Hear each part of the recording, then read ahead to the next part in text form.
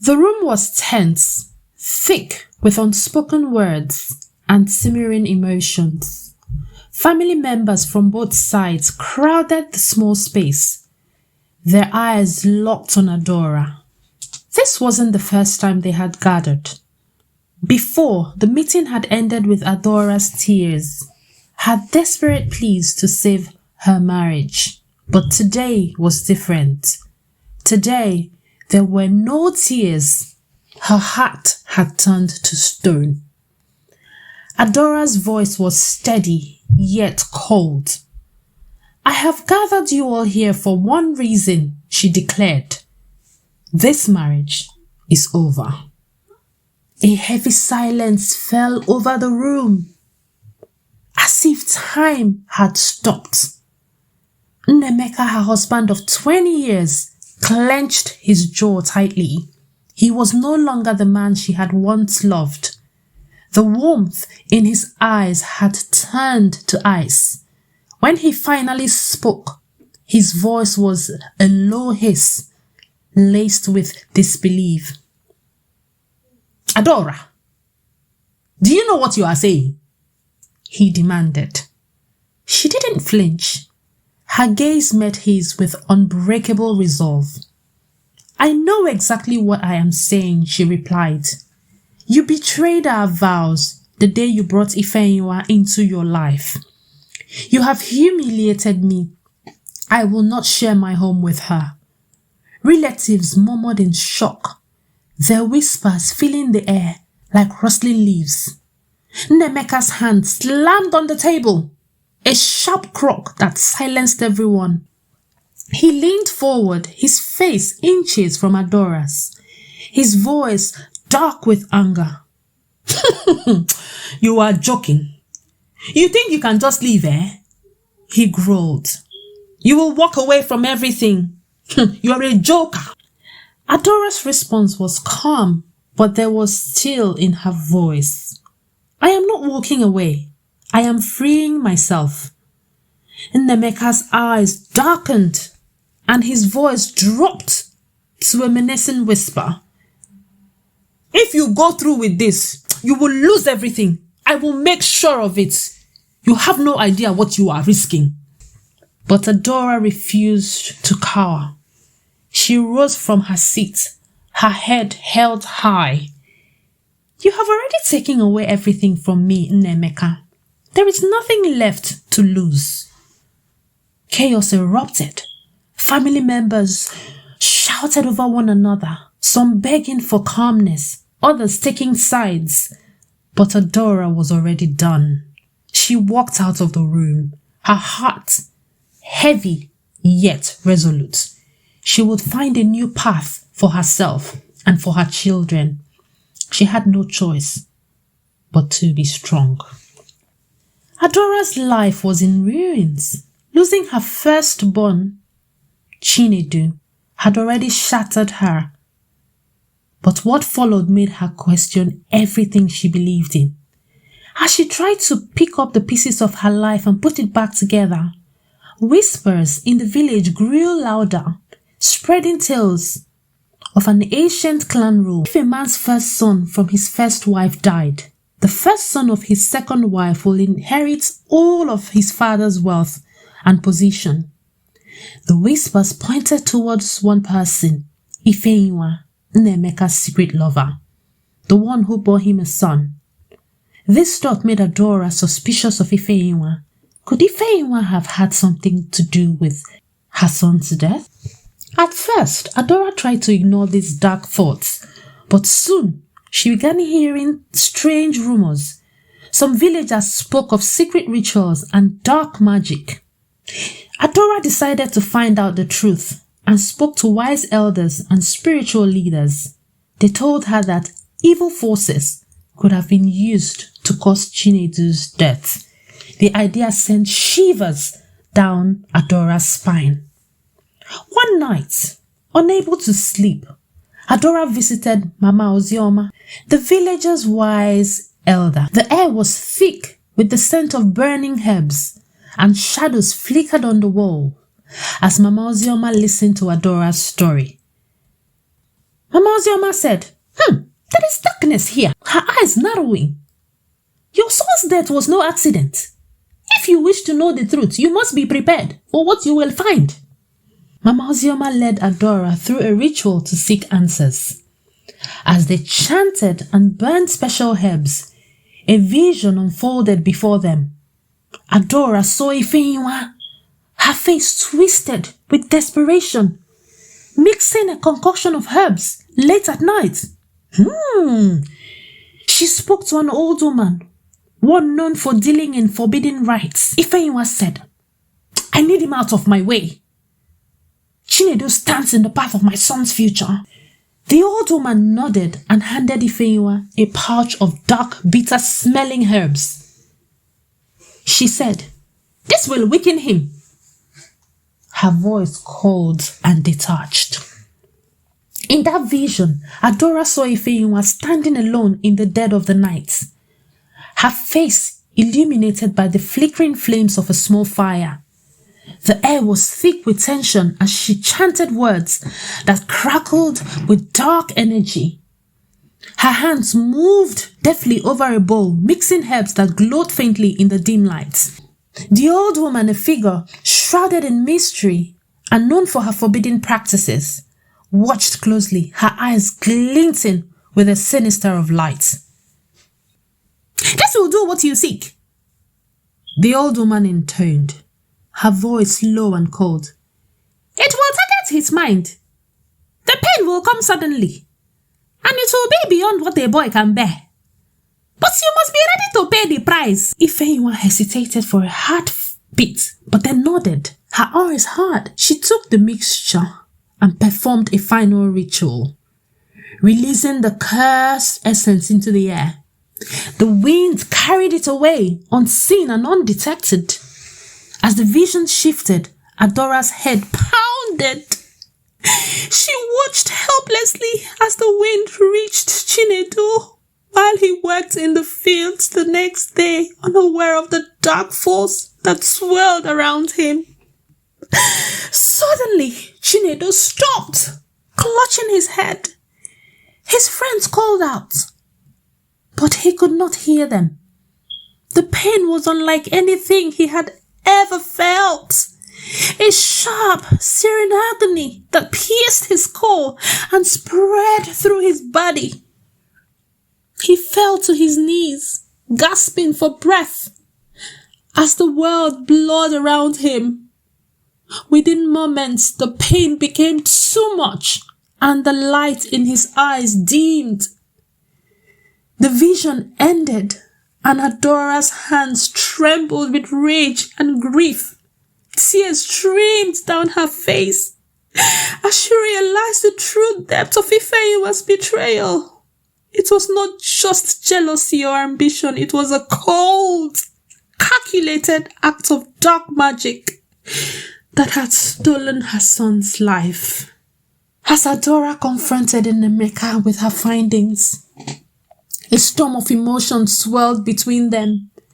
She spoke of the whispers, the rumors, and her suspicions about Ifeyinwa's involvement in Chinedu's death. But Nnaemeka's response was cold, dismissing her words as nothing more than paranoia.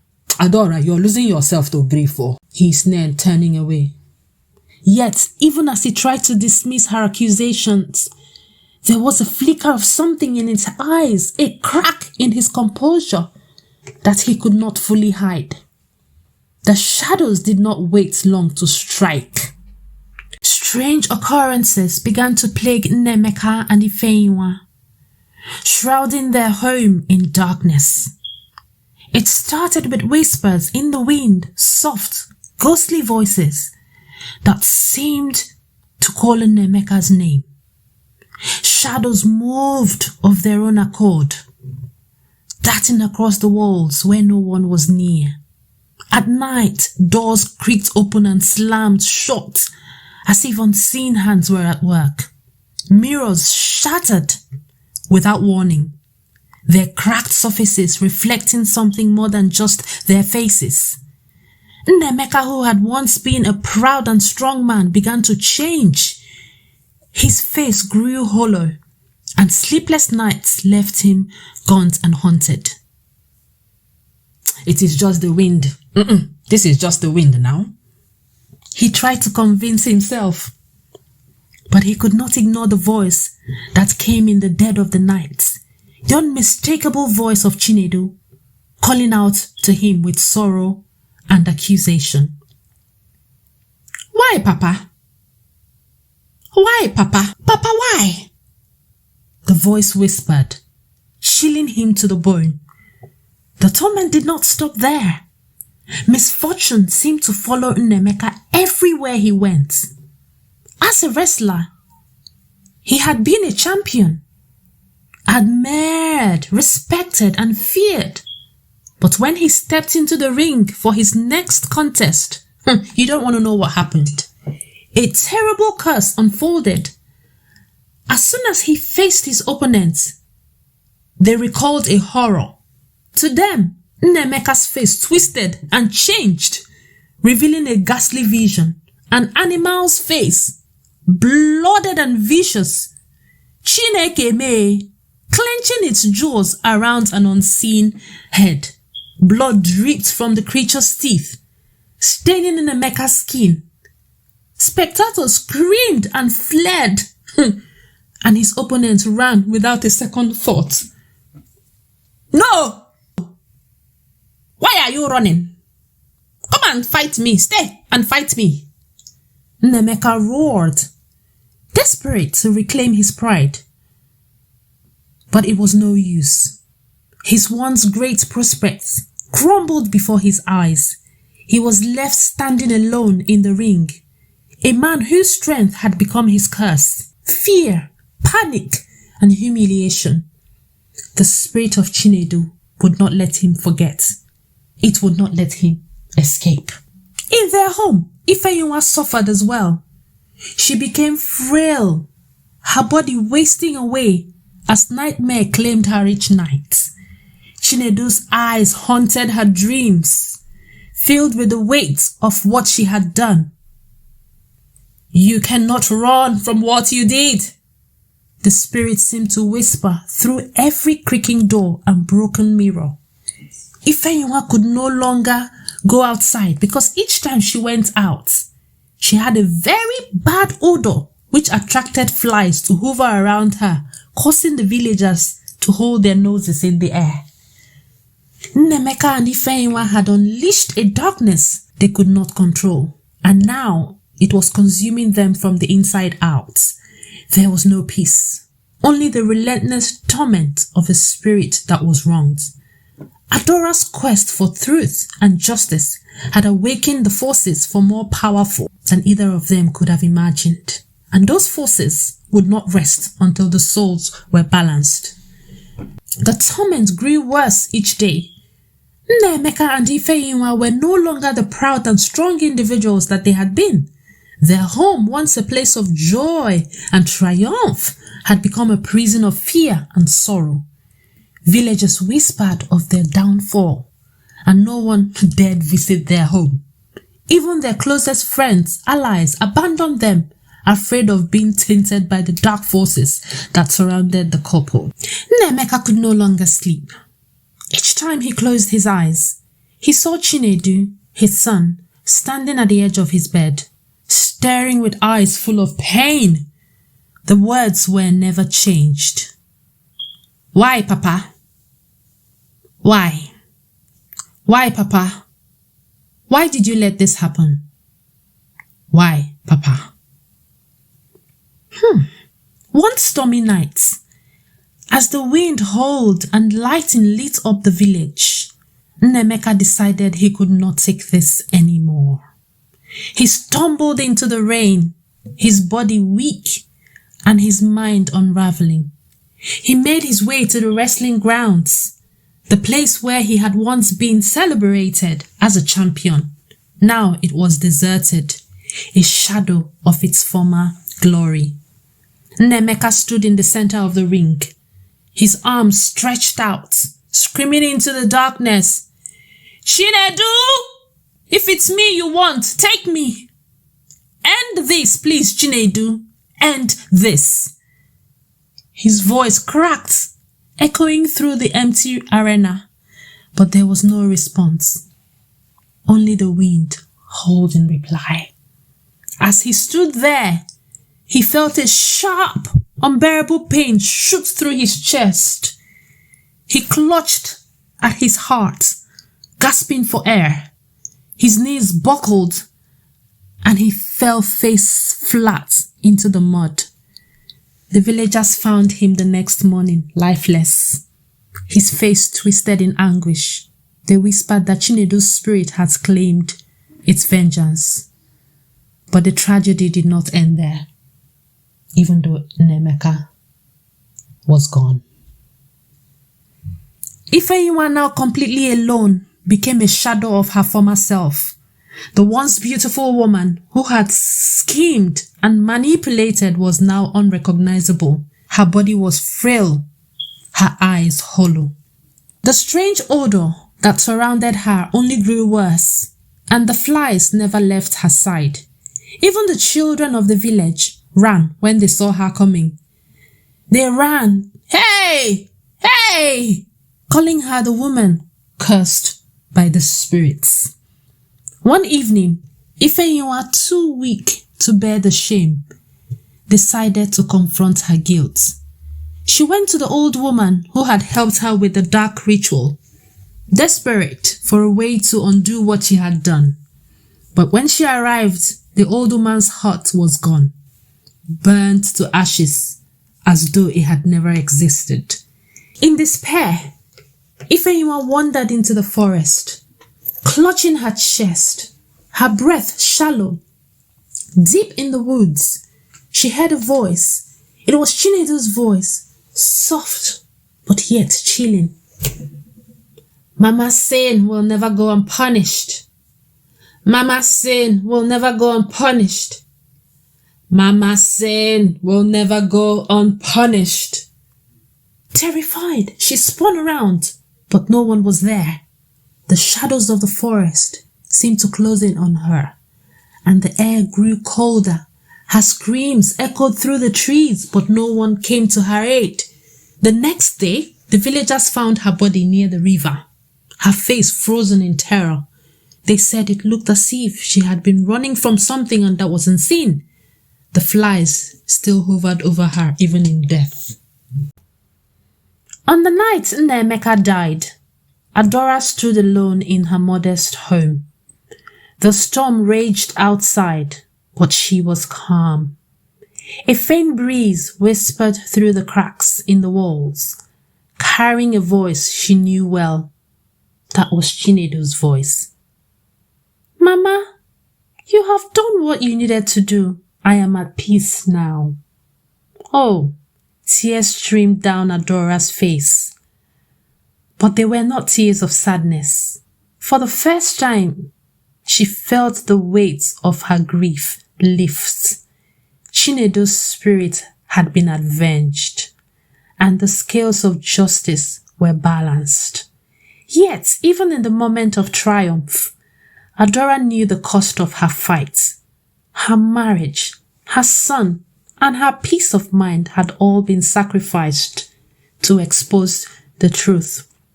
Ifeyinwa's death left the villagers shaking, but it also marked the end of the chaos. The dark forces that had plagued the village seemed to fade, as though they had taken their due and moved on.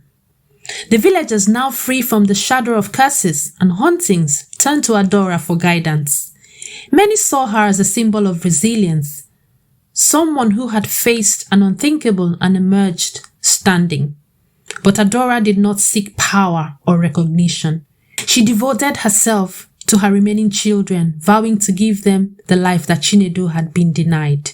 She worked tirelessly, teaching them the value of integrity and strength. Her children grew up knowing the truth about their father and Ifeyinwa, but Adaora made sure that they did not carry the same bitterness that had once consumed her.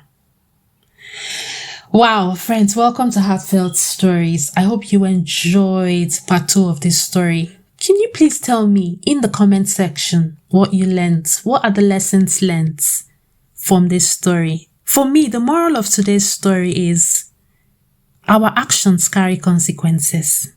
Acts of betrayal and harm not only destroy others, but also eat away our very own peace. The evil that people do, live with them.